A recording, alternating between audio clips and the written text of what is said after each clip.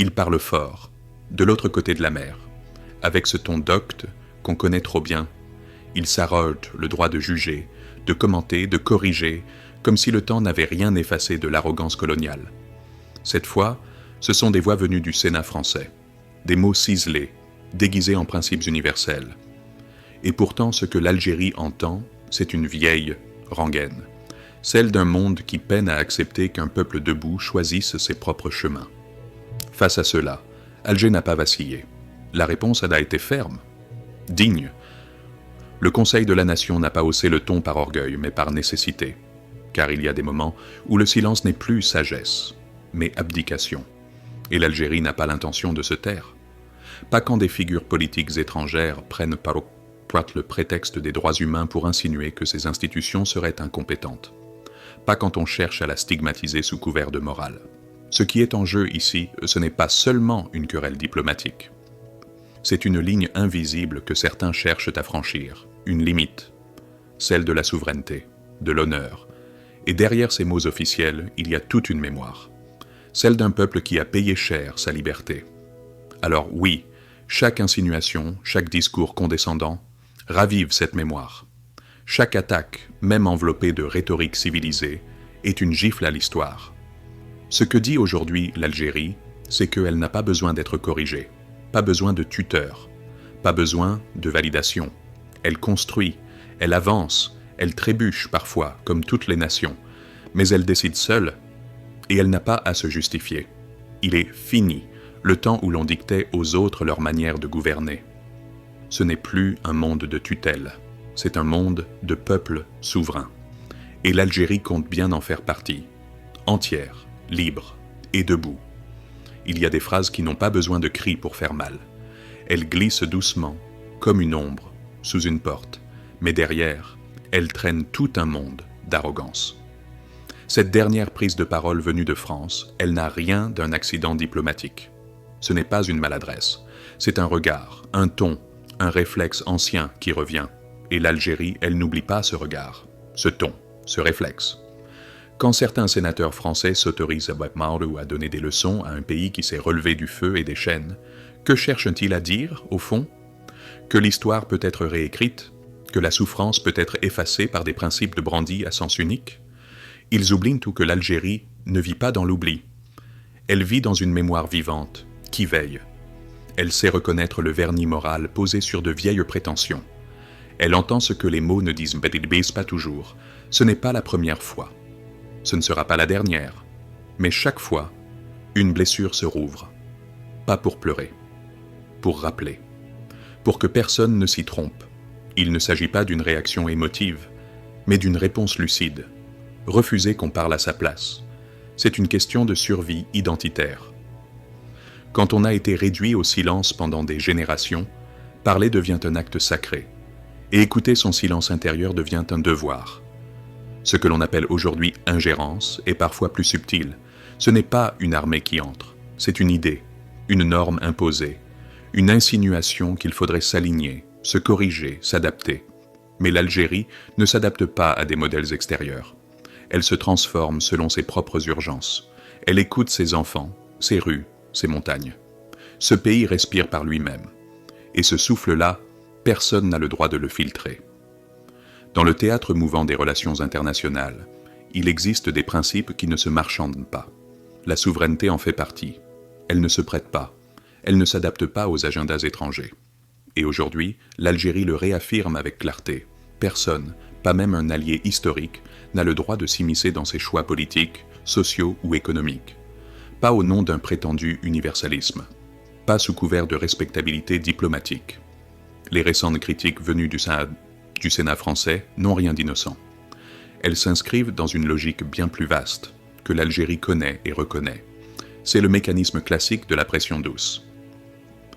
On commence par émettre des doutes, on glisse des accusations voilées, puis on agite la carte des droits de l'homme, toujours sélectivement. Tout cela sous-entend que certains pays auraient beaucoup besoin de surveillance, d'orientation, de validation, comme s'ils ne pouvaient pas se gouverner eux-mêmes. Mais le monde a changé. L'ordre unipolaire vacille, les équilibres bougent, et les puissances émergentes redéfinissent leurs alliances. Dans cette recomposition globale, L'Algérie n'a pas l'intention de jouer un rôle subalterne. Elle ne quémande pas une place. Elle affirme la sienne. Son indépendance n'est pas une revendication symbolique, c'est une ligne stratégique. Et cette ligne n'est pas ouverte à la négociation, encore moins à la condescendance. Ceux qui s'obstinent à maintenir une logique de tutelle se trompent d'époque. L'Algérie n'a pas l'intention de devenir un pion sur un échiquier dressé ailleurs. Elle choisit ses partenaires, construit ses orientations, établit ses alliances, selon ses intérêts propres. Cela ne signifie pas le repli, mais la maturité. Ce n'est pas une fermeture, c'est une affirmation. Et quiconque souhaite dialoguer avec elle devra d'abord apprendre à écouter sans dominer. Il y a dans chaque grain de sable de cette terre un murmure. Quelque chose d'ancien, d'invisible. Le silence du désert n'est pas vide, il garde mémoire. Il connaît les voix étrangères, les drapeaux posés sans invitation, les regards posés comme des verdicts. L'Algérie n'a pas oublié, elle n'oubliera jamais. Elle a appris à lire dans les plis du langage, à reconnaître l'arrière-goût de l'arrogance, même quand il se présente avec des gants blancs. Quand certains, de l'autre rive, prennent la parole avec cette facilité déconcertante pour commenter, évaluer, dénoncer, ils oublient mal que ce pays a un cœur, une peau, une mémoire. Chaque mot venu de l'extérieur vient frapper une paroi sensible. Il ne s'agit pas simplement de diplomatie, il s'agit d'honneur, et l'honneur ici ne se négocie pas. Il est enraciné dans les montagnes, accroché aux ruines, écrit dans la poussière des chemins où des hommes ont résisté les mains nues. L'Algérie ne crie pas, elle se redresse, et quand elle répond, ce n'est pas pour polémiquer. C'est pour marquer un seuil, pour rappeler que certaines lignes ne sont pas floues, qu'elles ne seront pas franchies. Il ne s'agit pas de rejeter le dialogue. Mais ce dialogue, s'il doit avoir lieu, doit se faire dans un regard d'égal à égal, sans masque, sans leçon, car ce pays sait ce qu'il vaut. Il n'a plus besoin qu'on lui dise comment exister. Le vent du Nord emporte les discours creux. Mais ici, le vent garde aussi les paroles gravées dans le roc. Ce qui est dit à Alger n'est pas passager. C'est une pierre posée sur le chemin, un repère, un avertissement. Et ceux qui s'y arrêtent un instant comprendront peut-être qu'il ne s'agit pas d'une réaction politique, mais d'un instinct vital. L'instinct d'un peuple qui a trop perdu pour tolérer qu'on parle encore à sa place. Ils ont grandi dans un monde numérique, ultra connecté, saturé de récits, de discours, d'images filtrées. Ils écoutent, observent, comparent, remettent en question. Ce sont les jeunes d'Algérie. Et ce qu'ils comprennent aujourd'hui, mieux que jamais, c'est qu'on essaie encore de leur dicter le sens de leurs propres pas. On leur parle de démocratie, de liberté, de droits humains, comme si ces mots-là ne pouvaient beau exister que sous un seul drapeau, une seule façon de vivre, un seul modèle à suivre. Mais cette jeunesse n'est pas naïve. Elle voit bien derrière les envolées politiques ce que certains appellent encore coopération, alors qu'il s'agit d'ingérence. Elle entend les jugements venus de l'extérieur, comme on entend une vieille bande sonore, mal rembobinée, d'un monde qui refuse d'admettre qu'il ne tient plus les clés. Et elle répond, non pas en criant, mais en avançant, par les idées, les initiatives, la construction lente mais sûre d'un avenir à son image. Ils ne veulent que plus de ces regards qui évaluent sans comprendre. Ils veulent qu'on les regarde dans les yeux, pas du haut d'un pupitre. Qu'on dialogue, oui, mais sans arrogance. Car ils savent d'où ils viennent. Ils portent en eux l'histoire, même s'ils ne l'ont pas vécue. Elle est là, dans les silences de leurs grands-parents, dans les ruelles de leur ville, dans les visages marqués par la dignité.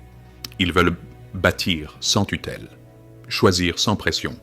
Et ils savent, très clairement, que toute nation qui se respecte commence par se défendre contre les maux qui cherchent à la réduire. Cette jeunesse n'est pas dans l'attente, elle est dans la réponse. Pas pour entretenir une colère éternelle, mais pour poser les fondations d'un respect qui ne sera jamais quémandé, seulement mérité. L'Algérie ne cherche ni la confrontation ni l'escalade. Ce n'est pas sa voie. Elle n'a jamais fondé sa diplomatie sur l'agitation ou le tumulte. Elle parle peu, mais quand elle parle, elle trace des lignes. Et l'une d'elles est simple, claire, indiscutable. La souveraineté n'est pas un sujet de débat. Elle est un socle. Elle ne se discute pas. Elle se respecte. Face aux critiques formulées depuis certaines institutions étrangères, la posture algérienne reste constante. Elle n'est pas dans le rejet de l'autre. Elle est dans l'exigence de respect mutuel. L'ouverture, oui. L'écoute, toujours. Mais pas à n'importe quel prix. Pas si elle doit se faire sous le poids de la condescendance ou des arrière-pensées géopolitiques. Son indépendance n'est pas une revendication symbolique, c'est une ligne stratégique. Et cette ligne n'est pas ouverte à la négociation, encore moins à la condescendance. Ceux qui s'obstinent à maintenir une logique de tutelle se trompent d'époque. L'Algérie n'a pas l'intention de devenir un pion sur un échiquier dressé ailleurs. Elle choisit ses partenaires, construit ses orientations, établit ses alliances selon ses intérêts propres. Cela ne signifie pas le repli, mais la maturité. Ce n'est pas une fermeture, c'est une affirmation. Et quiconque souhaite dialoguer avec elle devra d'abord apprendre à écouter sans dominer. Il y a dans chaque grain de sable de cette terre un murmure, quelque chose d'ancien, d'invisible. Le silence du désert n'est pas vide. Il garde mémoire. Il connaît les voix étrangères, les drapeaux posés sans invitation, les regards posés comme des verdicts. L'Algérie n'a pas oublié. Elle n'oubliera jamais. Elle a appris à lire dans les plis du langage, à reconnaître l'arrière-goût de l'arrogance, même quand il se présente avec des gants blancs. Quand certains, de l'autre rive, prennent donc la parole avec cette facilité déconcertante pour commenter, évaluer, dénoncer, ils oublient que ce pays a un cœur, une peau, une mémoire. Chaque mot venu de l'extérieur vient frapper une paroi sensible. Il ne s'agit pas simplement de diplomatie, il s'agit d'honneur. Et l'honneur ici ne se négocie pas. Il est enraciné dans les montagnes, accroché aux ruines, écrit dans la poussière des chemins où des hommes ont résisté les mains nues. L'Algérie ne crie pas, elle se redresse.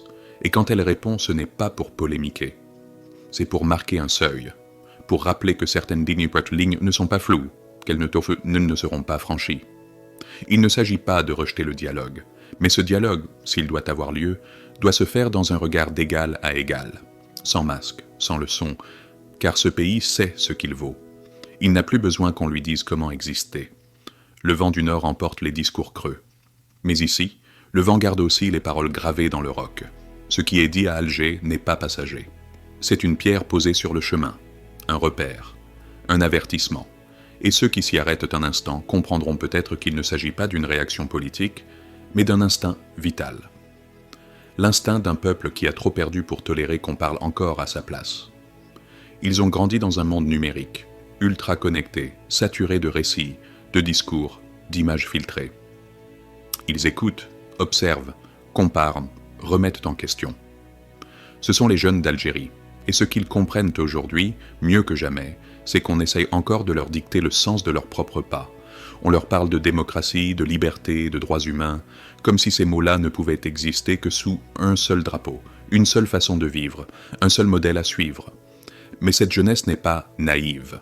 Elle voit bien derrière les envolées politiques ce que certains appellent encore coopération, alors qu'il s'agit d'ingérence. Elle entend les jugements venus de l'extérieur comme on entend une vieille bande sonore mal rembobinée, d'un monde qui refuse d'admettre qu'il ne tient plus les clés. Et elle répond, non pas en criant, mais en avançant, par les idées, les initiatives, la construction lente mais sûre d'un avenir à son image. Ils ne veulent plus de ces regards, qui évaluent tout sans comprendre. Ils veulent qu'on les regarde, dans les yeux, pas du haut d'un pupitre. Qu'on dialogue, oui, mais sans arrogance, car ils savent d'où ils viennent, ils portent en eux l'histoire, même s'ils ne l'ont pas vécue. Elle est là, dans les silences de leurs grands-parents, dans les ruelles de leur ville, dans les visages marqués par la dignité. Ils veulent Dieu bâtir sans tutelle, choisir sans pression. Et ils savent très clairement que toute nation qui se respecte commence par se défendre contre les maux qui cherchent à la réduire. Cette jeunesse n'est pas dans l'attente, elle est dans la réponse. Pas pour entretenir une colère éternelle, mais pour poser les fondations d'un respect qui ne sera jamais quémandé, seulement mérité. L'Algérie ne cherche ni la confrontation ni l'escalade, ce n'est pas sa voie. Elle n'a jamais fondé sa diplomatie sur l'agitation ou le tumulte. Elle parle peu, mais quand elle parle, elle trace des lignes. Et l'une d'elles est simple, claire, indiscutable. La souveraineté n'est pas un sujet de débat. Elle est un socle. Elle ne se discute pas. Elle se respecte. Face aux critiques formulées depuis certaines institutions étrangères, la posture algérienne reste constante. Elle n'est pas dans le rejet de l'autre. Elle est dans l'exigence de respect mutuel. L'ouverture, oui. L'écoute, toujours. Mais pas à n'importe quel prix. Pas si elle doit se faire sous le poids de la condescendance ou des arrière-pensées géopolitiques. L'Algérie tend la main aux nations qui acceptent de regarder droit dans les yeux, pas à celles qui prétendent l'enseigner depuis une estrade morale. Il ne s'agit pas d'orgueil, il s'agit de cohérence. Toute relation durable entre deux États repose sur un principe fondamental, l'égalité dans le dialogue. Les tentatives répétées de certains acteurs étrangers de réinterpréter les réalités internes de l'Algérie sous un prisme idéologique importé sont perçues comme des entorses graves à cette égalité. Et à cela, Alger ne peut répondre que par la fermeté. Il est encore temps, pour ceux qui s'adressent à l'Algérie, de reconsidérer leur posture, non pas pour céder, mais pour comprendre. Car ce pays n'est pas enfermé dans le passé, ni aveuglé par le ressentiment. Il regarde le monde tel qu'il est, avec lucidité. Il tend vers l'équilibre, vers des partenariats fondés sur l'honnêteté, pas sur les rapports de force. Mais il ne tolérera plus jamais qu'on parle de lui sans lui. Le monde change. Les certitudes d'hier s'effondrent. Les alliances se déplacent. Les cartes se redessinent.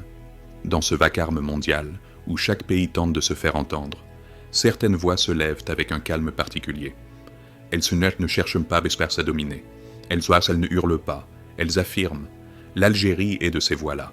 Ce pays, forgé dans le feu de la résistance, n'a jamais attendu qu'on lui accorde sa place. Il l'a prise, avec douleur, avec sueur, avec dignité. Et aujourd'hui encore, il continue d'avancer sur ce chemin exigeant, celui de la souveraineté pleine et entière, du respect inconditionnel, de la coopération fondée sur la réciprocité.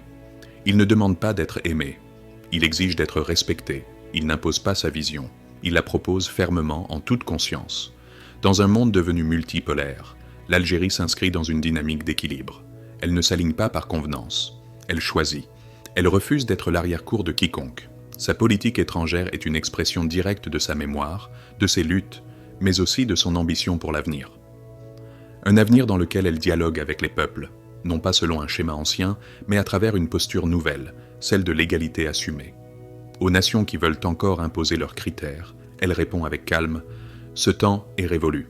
Le temps des rapports verticaux, des jugements à distance, des injonctions camouflées dans le langage des valeurs. Le respect n'est plus une option, il est là la condition même de toute relation durable. Et à ceux qui écoutent, ici, devant cet écran, ce message vous concerne aussi.